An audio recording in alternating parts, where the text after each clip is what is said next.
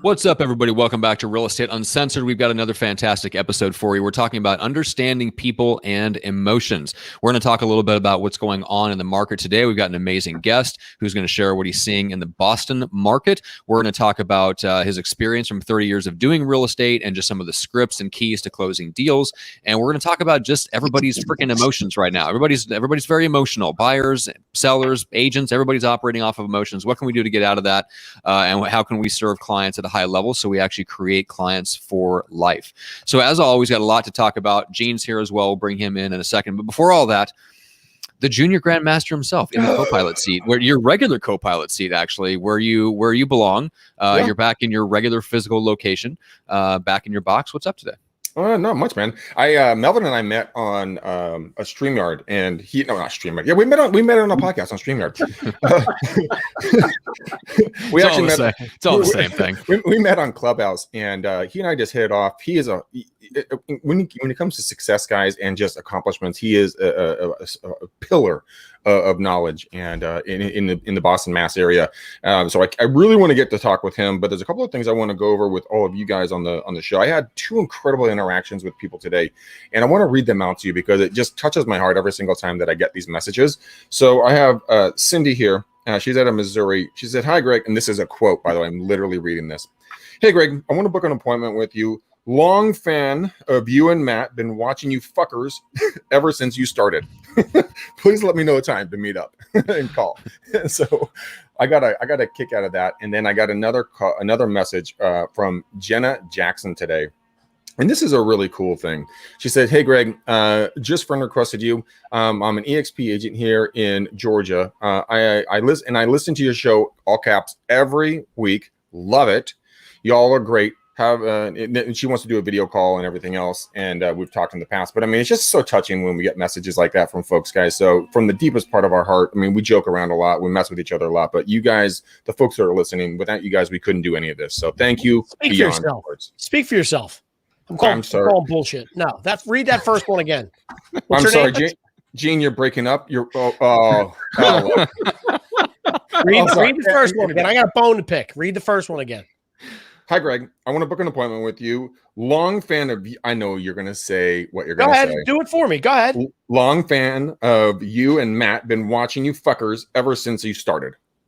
No. First of all, let me say one thing. The biggest fucker is here, okay? Number one. Number two, this time it took you actually 2 minutes and 36 seconds for you to say that word.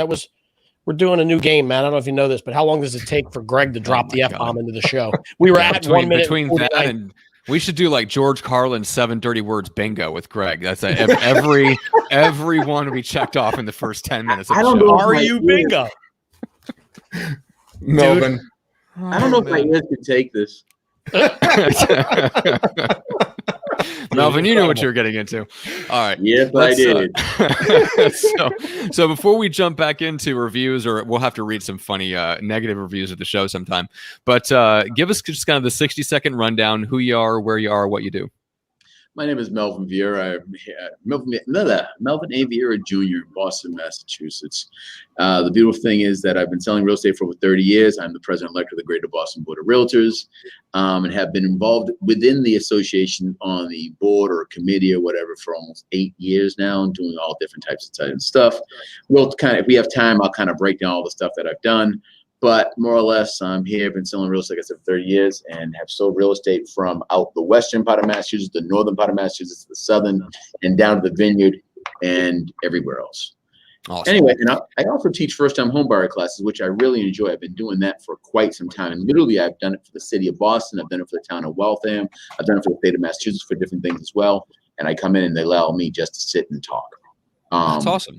Well, yeah. Let's talk about that for a second, because I was going to ask you another question, but I like this better. So I'm changing my mind on the fly. So because I was talking to a buddy of mine about this, who does a lot of like video and email marketing for agents, and he was saying that like during the pandemic, a lot of agents started doing virtual versions of home buyer workshops, and they found that it was doing really well for them. I don't know if you experimented with that on the virtual side at all, but what's been your experience with the home buyer workshops?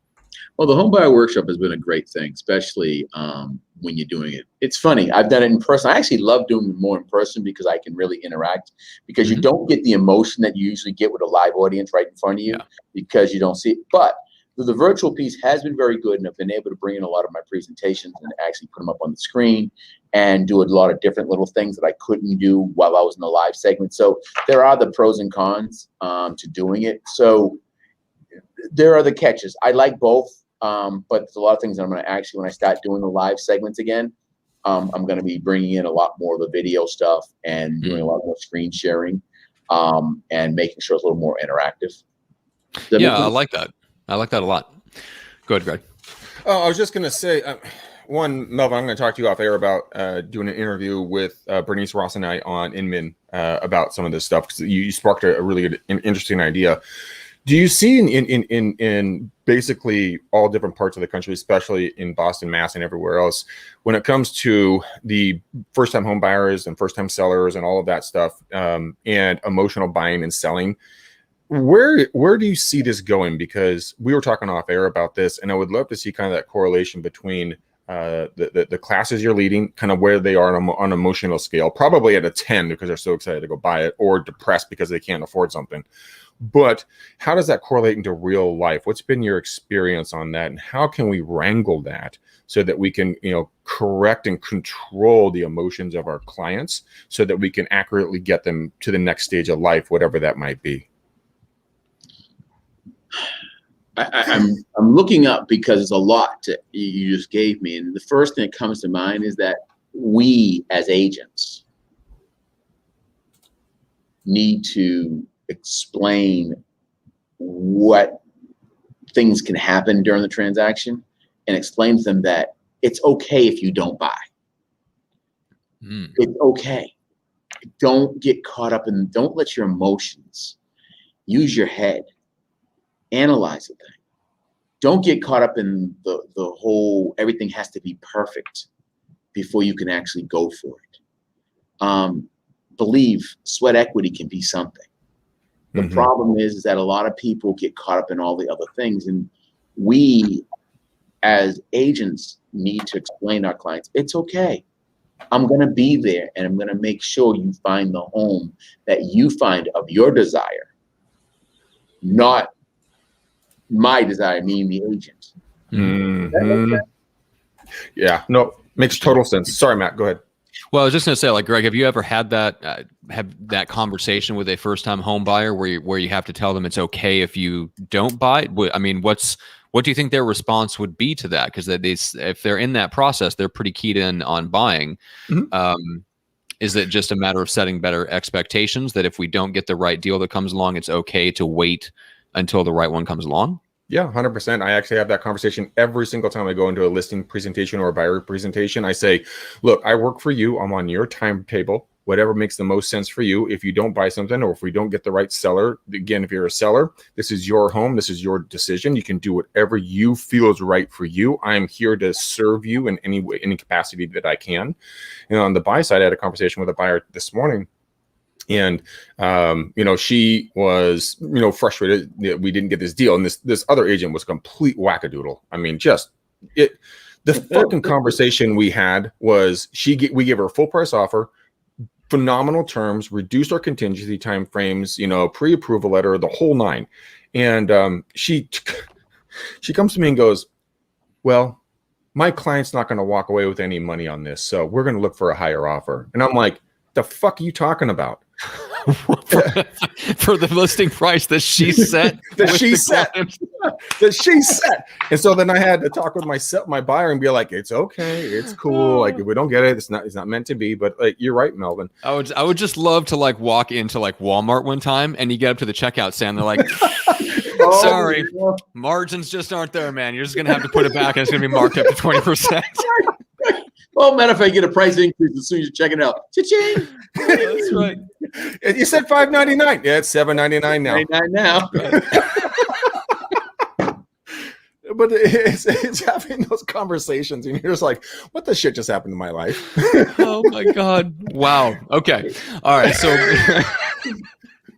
all right, Melvin, let's go back to the emotional side of things. So walk us through what you're seeing in the market, especially, Boston, we'll extrapolate that to the rest of the country in a second. But in the Boston area, when you think about people just being I don't know, get you. I think the word you used was different, but it may be governed or a little bit carried away by their emotions rather than leading with their head and their heart.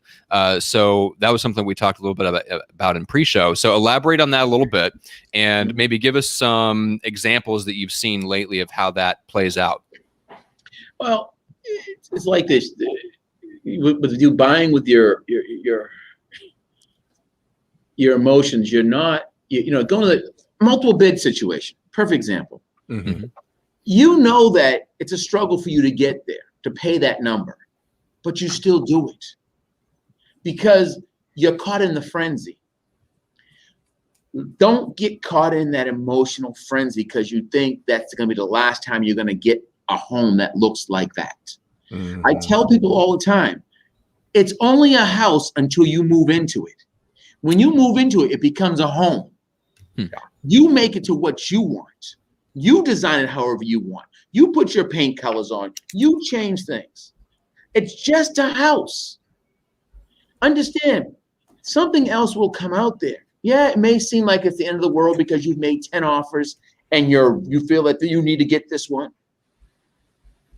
Unless you've really crunched the numbers and it's done exactly what you're doing and it meets 80% of it, because no house is going to meet 100% of your criteria. Even a house that you're building won't meet 100% of the criteria because you move in that house, there's going to be something you're going to want to change.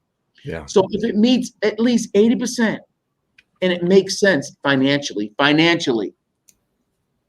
not emotionally, financially, then go. Sorry, Melvin, I didn't mean to cut you off. Sorry, my apologies. No, I said, does that make sense? Oh, it makes total sense. See, I knew we were separated at birth, and because I mean, we look identical, and we're on the same side of the country. It's amazing. Right. So I have the same conversation with a lot of folks. I say, especially on sellers, I say, guys, I know this is your home, but once we prep it for the market, this turns into a house. It's a product at this point.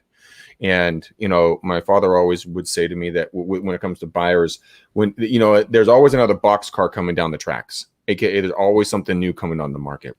And it's just the expertise, the way you lay it out, Marvin, is absolutely Melvin. Sorry, not Marvin. What am I talking about? Melvin.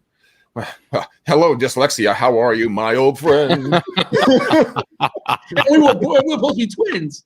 As I said, I can't count how many times people call you Greg McDaniels, and it makes me want to punch them in the face. But yeah, it just happens. Yeah, which is not Greg McDonald. I've had that before too, and I'm like, okay, I can't let that. He's being too quiet over there anyway. He's not even harassing. I know it's creepy. It's creepy when he's quiet. It is creepy. That's because he's stopping you, Melvin. I'm like, listen. Listen, if we're in that part of the show where you can take a break, I'd like to share my screen because I've actually been doing something extremely productive behind the scenes. I've created our new game based off of Marvin's idea. No. And listen, I'm working on it now.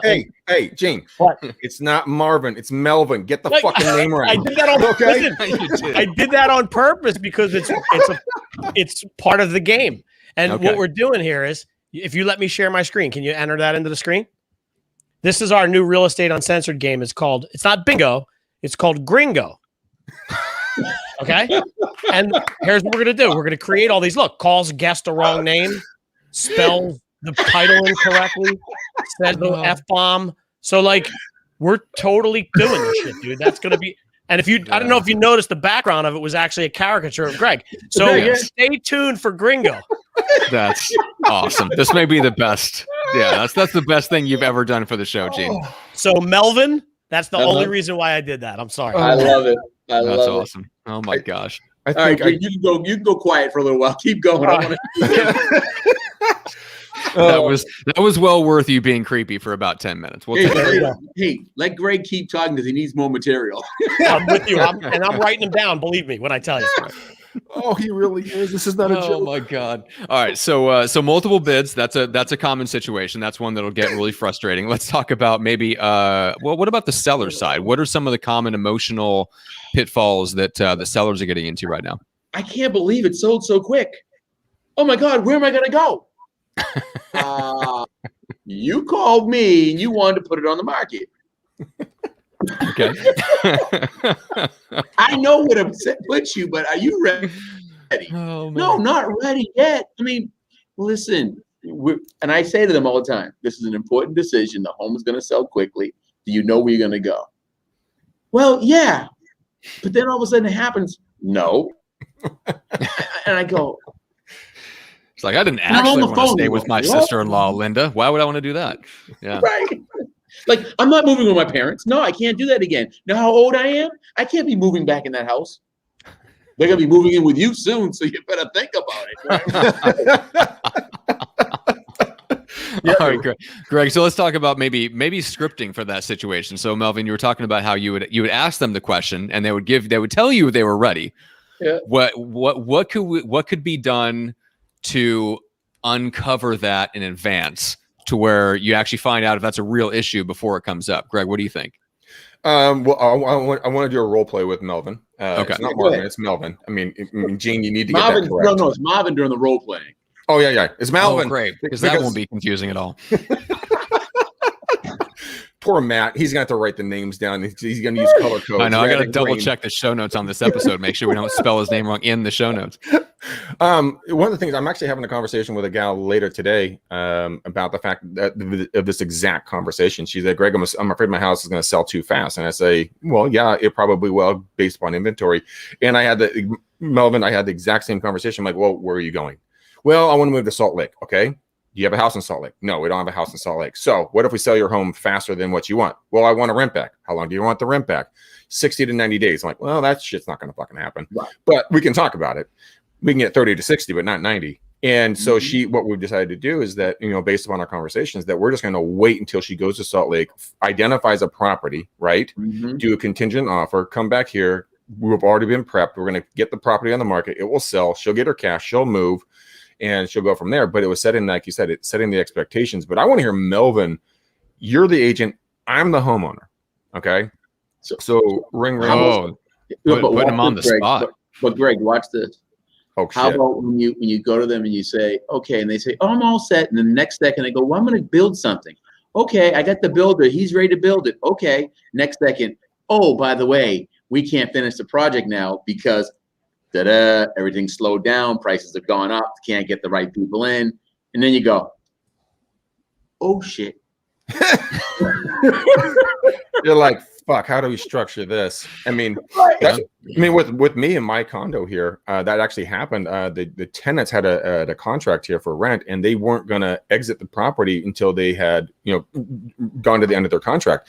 So I agreed, and this is part of the contract, as I agreed to not move into my property for 6 months until they had, gone through their entire contract. So it's all about that setting the precedents, who's going to be where and what's going to happen. So if the sellers are like, I can't close, then you just put it into the contract going, buyers, you have to accept the fact that you're going to buy this property. You're going to pay, PTI buyers, your full mortgage, but my clients are going to stay in here for 6 months until their project is done. Do you agree to these terms or not?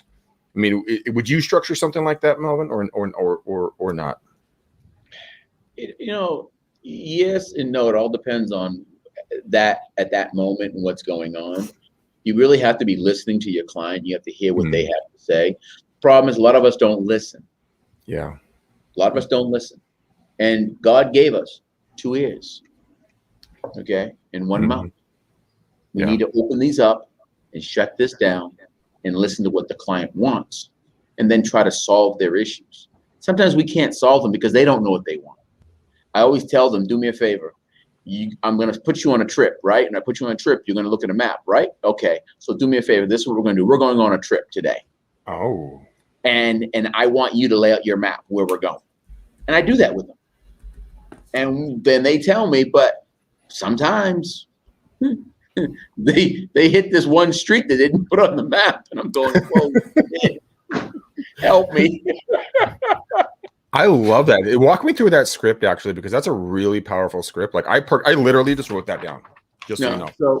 So what I'll do is very quick, Greg, is so let's say you're the seller, and I'll say to you, how you doing today? And you say, hi, Mr. McDaniel, how we're talking about putting your home in the market, right? Yeah. And okay, so that when I go on a trip myself personally, Mr. McDaniel, I actually put out where I want to go. I look at Google and I figure it out and where I'm going to stop and how long I'm going to be there. And I said, so let's imagine today, Mr. McDaniels, that you and I are going on a trip, but the trip is your house, putting your house in the market. And I'm going to show you exactly the org chart that I have set up of how we're going to get your home sold, all the things that I have to do. But Mr. McDaniel, you have some things you need to do. And first thing we got to do is solve your answers and where we need to be. And I'll say, Greg, so where do you want to go? I want to go to San Diego and be with Matt every single day and drink coffee with him and go swimming with him and go working out with him. We can take our dogs on a walk together. Our girlfriends can hang out together. We can cook together at night. It's going to be fantastic. And then Gene's going to come over every other weekend. It's going to be great. Gene, you sure you want to go over there? Listen, That sounds terrible. To watch how uncomfortable Matt Johnson is with that scenario, absolutely. That's 100% what I'm doing. Yes. Yes, man. That just made my introverted heart just curl up in a ball. I literally saw you retract. You're like, oh no. So since you want to do all that, have you had a conversation with Matt? Number one, that's what, and you sure that's what wants to happen, because I don't want you to get there, Mr. McDaniel, and not be happy. Yeah. Matt said I could sleep in his bed with him, or on a dog bed next to him. He's open to the idea. I mean, he is there. So we're good, and I think we're 100% go. Yeah. All right, that sounds good then. So you have that. So the other question is, so you're going to live with him, or you're going to buy something or rent something? Oh, I definitely want to buy something. I mean, I think he's going to cut my heart out with a spoon in the middle of the night if I stay there more than 2 nights.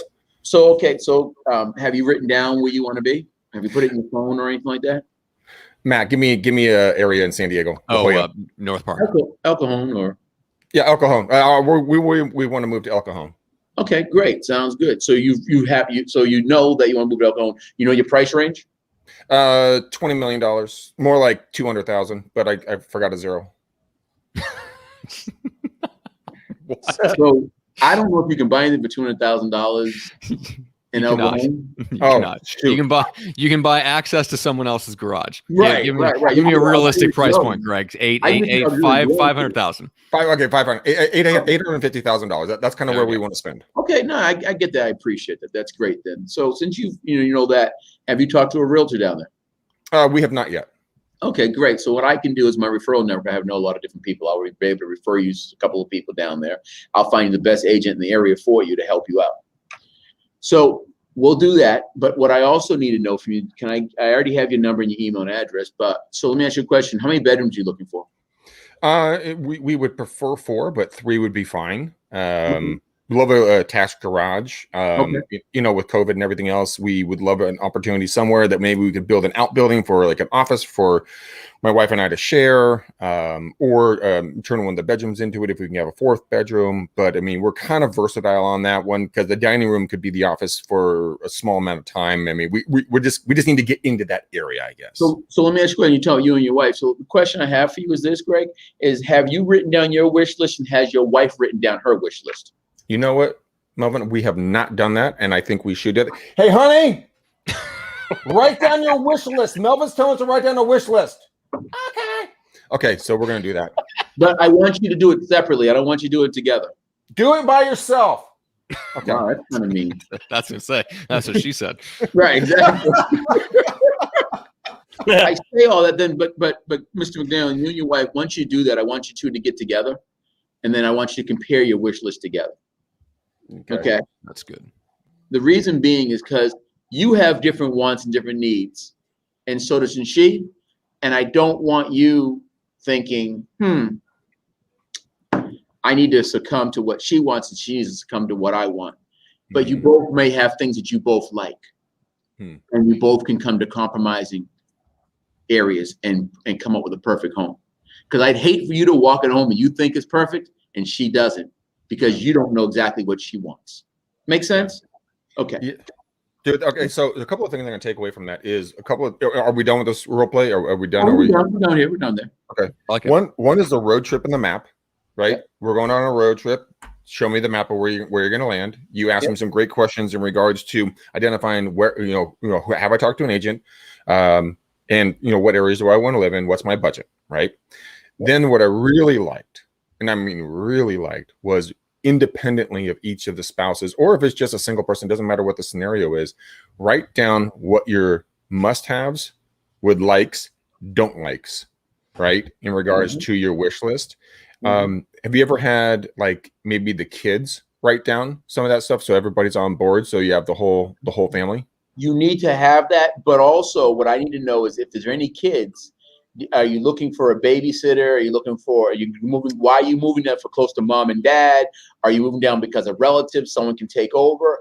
All those things come into place. And if your job is how far your job is from where you are, and I need to look at the traffic pattern on Google to tell me how far and what the traffic is. And I need you to do it during different times of the day, especially now that COVID's getting over with, because you're not going to really know the true traffic pattern as you used to.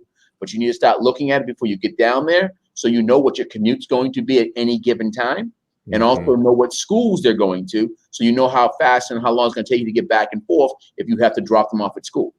Yeah, that's a really good point. Really good point. And it's a really good thing, because taking all these factors, I mean, a lot of the folks, when they got on HGTV, they're like, oh my God, like this house sold for $200 and I got like it's 5 bedrooms, 6 bath house. You're like, no, bro, that's not how this goes. Matt, what was that comedian guy, the white guy, that's the thin guy that has that the skit? John Mulaney. He has the skit about real estate agents. It was really good. on the next episode of You Don't Deserve a Beach House. Yeah, but that was really good. I think that's. I mean, I'm always fascinated by, because I think for every problem that you encounter, and there's a lot of stuff in real estate that's like this, there's always two different ways that you can approach it. Right? There's the in the moment sales and scripting approach, which is valuable because you're always going to run into things that throw you off in the moment. It's like, okay, well, let's figure out how to deal with it right now. Great. But I'm really fascinated by the preventative fixes, right? The stuff that you can do, like Melvin, in your scripting, in your expectations, in the questions that you ask, in the paths that you lead people down to prevent that stuff from coming up. Because that's the hard part about dealing with the emotions is, sometimes once the emotion has risen and crested, sometimes there's just no coming back from it. Sometimes you've lost the client's trust or something like that, to where once the emotion comes up, it's like there's only so much you can do to get back to square one. If you can prevent it from going that way in the first place, then it's a lot better. So I love how there's we kind of covered a couple of different things, but I think if you understand the emotions of what people are going through on the buyer and seller side, you can do a lot of things to prevent those things from becoming issues. There was one thing I wanted to ask you that we hadn't gotten to yet, which is the emotions on the agent's side. So talking about the persons on the other side of the negotiating table, where are their emotions at right now, and how do you massage that kind of interesting industry relationship? I can take it two ways. Okay. Some people automatically look at the size of the home and then look at the commission. Okay. And then get excited. You go, I'm going to make XYZ. Yay! And so that needs to be removed. Okay. You need to look at that client and go, are they going to stay with me and sell, or allow me to sell them a home, or sell their family members a home, or their friends or whoever a home after I've done a good job for them? Right. Because they become your lifelong referral and your business continues to move within them. We got to stop looking at the initial paycheck and don't look at it that way. You need to look at them as lifelong checks. Or you want to say checks. I want to say relationships. Yeah. Who are going to refer. They're going to continue to keep you going. The only way you can last in this business is that people refer you. The other piece with the agent is that the agent needs to remove themselves emotionally when negotiating with another agent. Yes. That's tough to do. That emotion keep it in check, and understand it's all about the client and them being happy. Yeah. The end result is not between me. It's Greg and I negotiating. It's not me and Greg that should be hostile to one another. No. All we're trying to do is get the best number for our client may it be the seller or the buyer, and making sure both parties are happy at the end of the day. Yeah. Problem is we get too caught up in that, and then we get very adversarial and we start fighting with one another and we get nothing done. And we don't have a conversation, we have a yelling match. And then you don't even want to pick up the phone with that person or even deal with them. Mm-hmm. I have really enjoyable conversations with agents when we can just pick up the phone and laugh and joke about everybody else who's messing up and not doing the right thing and how we're going to help correct it to get it back to where it's supposed to be. Mm-hmm. I just had an attorney and a lender go at each other, and I literally had to send an email and say, listen, guys, this is not about you. At the end of the day, it's about our client, and we need to get this thing closed today. Yes, the bank might have told the lender, and the lender might have told us certain things. And yes, Mr. Attorney, you're an old school attorney, because we don't use escrow companies here in Massachusetts. We use attorneys to do our closings. Since you're an old school attorney and you have a certain way and you want things to be done, but I get it. But at the end of the day, it's not about you. It's not about you being right and him being wrong. We got to take care of our client and get it closed. And we got to be the voice of reason. We got to learn to manage the transaction from beginning to end. And I mean manage it, not fight it, not destroy it, but manage everybody. We got to act like we're air traffic controllers, that we're inside this tower and we're trying to land the plane. We got the plane off the ground. Now we need to set it back down. And if we can take care of all that and take care of all the services of giving all the coffee and the drinks and all that through the flight and dealing with the turbulence, and then looking over the horizon, know we're going to put those wheels down.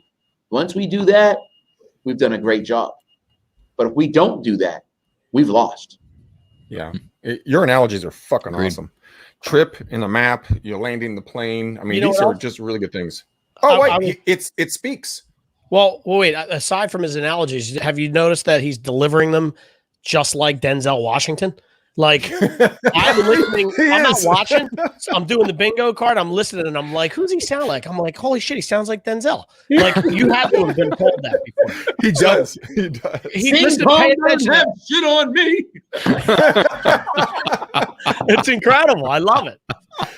I love it. But going back to the emotion thing, like you said in the beginning of the show, like we need to be, as real estate agents, not we, because I'm not part of that group, but we need to be bigger assets and asset managers for our people. Like, I almost feel like the best real estate agents are quarterbacks. Like what you just did. Like, let me get the people together. Let me make sure that the client on the end is not seeing this bull crap in the middle of it. Let's just get them, like you said, to land the plane. I think, and I when I see it, it's almost like the best real estate agents in the business are not the ones. Like I always tell people, I want to get you out in front of the clients. Your job is to kiss the babies and you know what I mean, and sign the paper. That's it, right? Yeah, you're right, Gene. You nailed it, and that's the most important thing.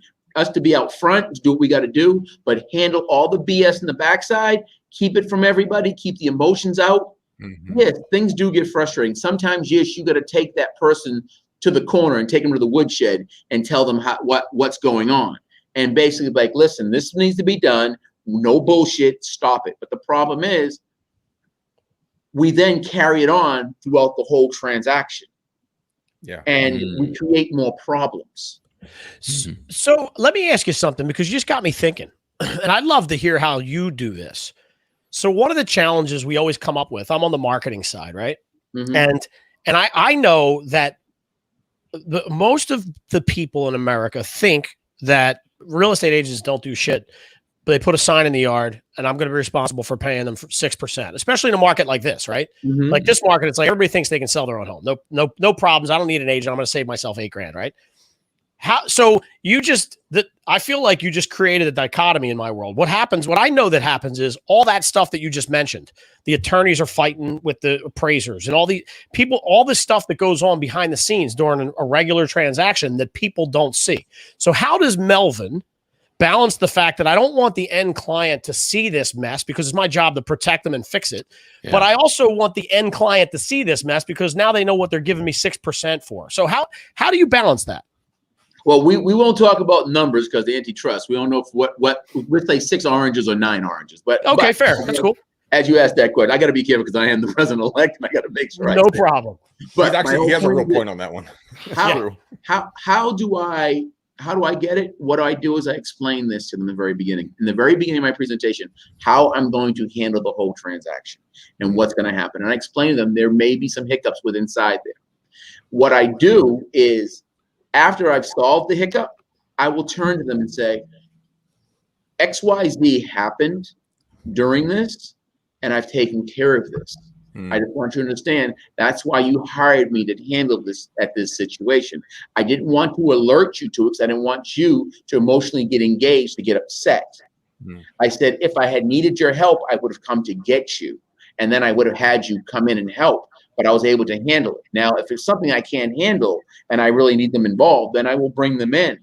But if I know that there's just something that's gone awry, I'll handle it that way. So, but we have to be able to explain to our client that, and I will give them examples of what happened during the transaction. And what I'll also have them do is, if I had to, have them engage in the conversation with the person who had with it happening. But I've also seen them say, I knew there was something going on. I just couldn't put my finger on it because I heard from so-and-so, and I go, yeah, there was. But this is what I did to solve it. So you're more of a recap guy and not an alert guy. So, hey, I handled it. No worries. As opposed to, something's happening. I need your help. Sometimes I will alert them if I need their help. I will go get them. Believe me, because there's certain things I can't solve. Sure. And they only have the answers to. But I'll have all the information before I alert them.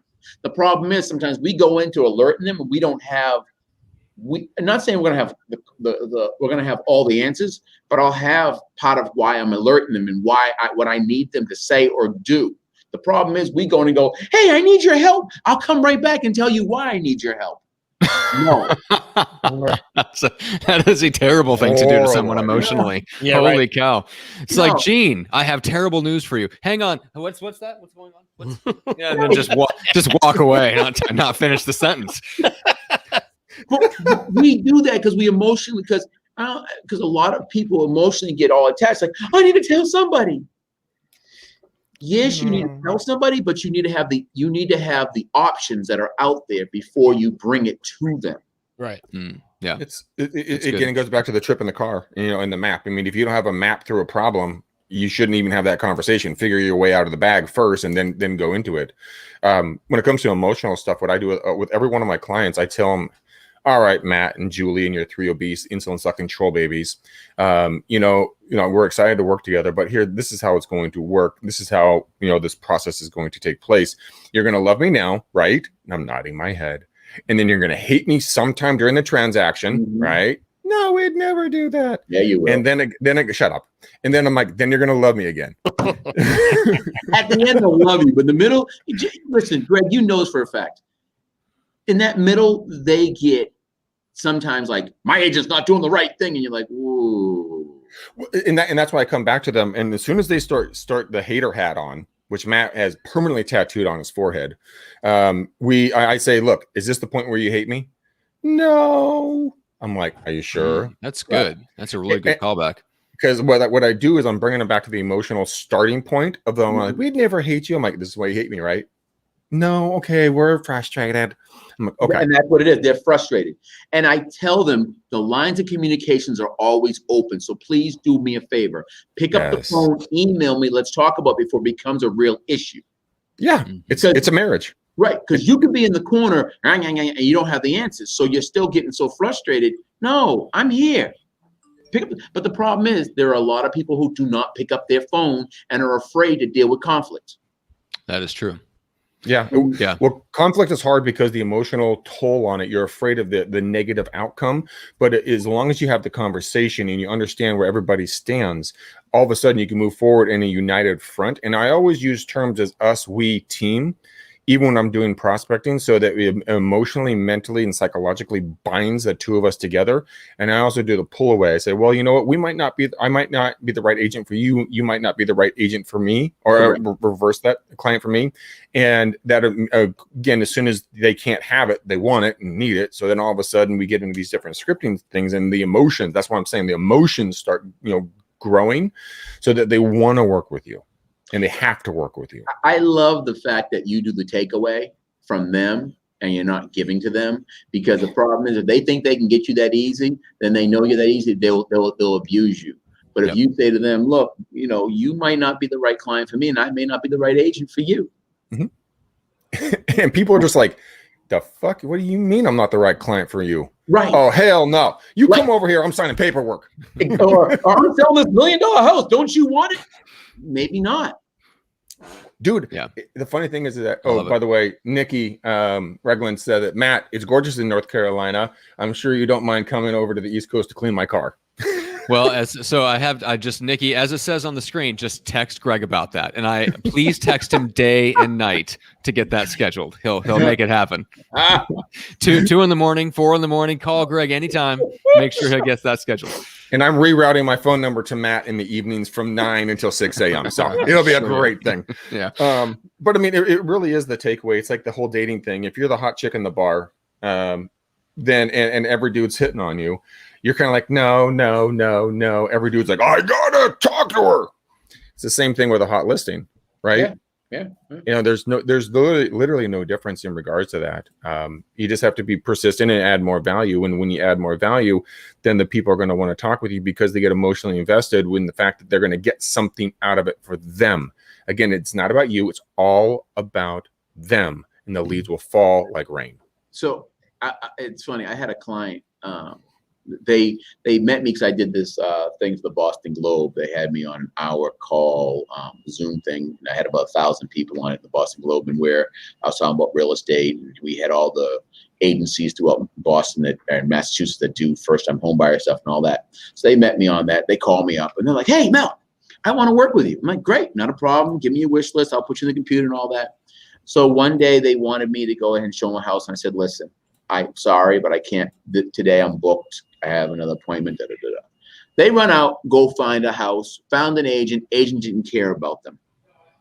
Agent sold them a house. They get in the house. Now they're calling me. "Can you help me?"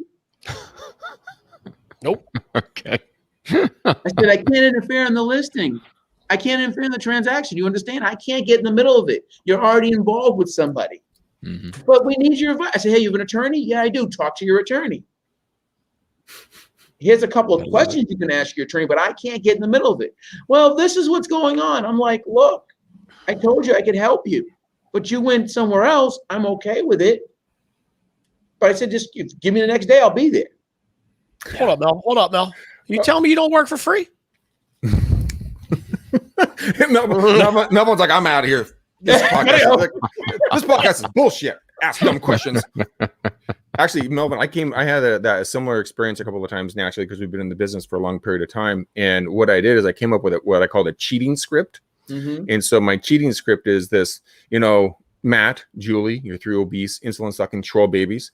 You know what? We're going to be working together, and this is going to be a relationship that we're going to be able to hopefully, span for years. But let me explain how I operate. So I'm not going to cheat on you, and you're not going to cheat on me. And what I mean by that is that you're not going to go work with another real estate agent, and I won't stop calling you. So if you go and work with another real estate agent, that's cheating on me. And you wouldn't want me to cheat on you, right? You wouldn't want to cheat on me. And I'm shaking my head, no. And of course, the reason why I say this, it goes right back to the emotions, is that everybody's had some sort of a negative relationship, personal relationship in their life. Maybe they've been cheated on, maybe they cheated, maybe they, did something underhanded, but they understand the emotional negativity about that. And so once I instill that into them, they bond to me because they're like, "Oh, I don't want to screw Greg over. No, I don't want to cheat on Greg." And so my clients, like you're saying, they'll call me and they'll say, "Oh my God, I need help." I'm like, "Well, you cheated on me. Sorry, can't help you. Gotta go." So it's funny. Greg, please do me a favor. Gene, do me a favor. Put in troll baby into the That is a thing that gets brought up every single show. Okay. Wait, I'm sorry. Do you mean this? I got to tell you something. I'm going to tell you something right now. If you take a look at that bingo card, I probably already have bingo 3 times over. I'm telling you. We're putting this out on the page. I want people, by the way, people to win prizes. You got you don't have one yet, which is me nose pinching because of something Greg said. We haven't Okay. hasn't gotten that bad yet on this episode. So let's do this. So Melvin, what's the best way if agents love what you're saying? They have somebody that needs to move in or out of the Boston area. How do they get in touch with you? Well, the best thing to do, you can email me at Melvin Sells Real Estate. And if you like that, how I did that, Melvin Sells Real Estate at gmail.com. So you never forget what I actually do for a living. One of my websites is actually melvinsellsrealestate.com or www.melvinsellsrealestate.com or properties for sale in Boston.com. You own properties for sale in Boston.com. Yeah. Good on you. That's awesome. I got that a long time ago. And I have a few others as well. Also, my phone number, 617-283-6003. Number again is 617-283-6003. Or you can just look me up. Truthfully, if you just take Melvin A. Viera Jr. or Melvin Viera, Viera, and put it in Google, I probably come up about 9 or 10 pages deep in Google. For all the stuff and all the articles and stuff that I've been written and quoted on. Matter of fact, ironically, I just got finished with another gentleman from WBUR in regards talking about real estate in Massachusetts and what's going on in the disparity in values of properties in certain areas and all that. So it's ironic. I go from one to the next, and I actually say this has been a great, great time. Dude, Melvin, I love how you said articles. Articles. Park my car and have it yard. Guys, this is what Matt looks like on our first podcast, and that's Matt on our 5-year anniversary of podcasting together. Wow. Gene. Oh my gosh. All right. Gene, what's the best way to reach out and connect with you? Well, I just registered gringo.com. I'm going to put my email address right there. So we're starting a new phenomenon. I've been pushing people to my Facebook profile, my personal profile, on the Gene Volpe on Instagram. Go there and fill up my followers. Sounds good. Or just type in Genvelope, and that will come up very clearly. Well, real quick, Gene, let them know that you actually, especially in the Boston area, you helped out a young lady who you met in San Diego. So just give that little quick story. Yeah. So when we came on the show, I saw where Melvin was from, and I asked if he knew my old friend Diane Capodilupo, who I met in San Diego in 2012, and we're still friends to this day. I've serviced her marketing needs for nine years now. So her and Chrissy Teague and that whole team up there, not too far from where you're at. I'm sending my love up there to those guys, obviously. Appreciate it. I just wanted them to know that. And then Greg, you and I, we go back a while since actually during COVID, back in January, and ever since then. But go ahead. Yeah, we've been chatting and everything else. I mean, it's Clubhouse. We got on there. We got to connect. And guys, that's the power of socializing. I mean, Matt have hung out a couple of times. Gene and I have never met. Melvin and I have never met. But the conversations to have with these gentlemen are incredible. The men and women in your life that you get to connect with. It's a powerful thing, guys. Get out there, like Melvin was talking about, create that emotion, get that, build those relationships and help people that you maybe have never met. I mean, Matt regrets meeting me, every day he wakes up and writes in his journal, I wish I never met Greg. Does it 20 times. I'm going to come move with him. I could just sleep in the dog bed. Oh my God. I mean, if nobody gets any value out of this conversation, at least they're going to get an ab workout. All right, Greg, what's the best way for people to reach out to you, and why would they want to talk to you? Because I'm a glorious human being, and I just have a sparkling personality, and I never fucking cuss. But if you guys like that, Gene's like, oh.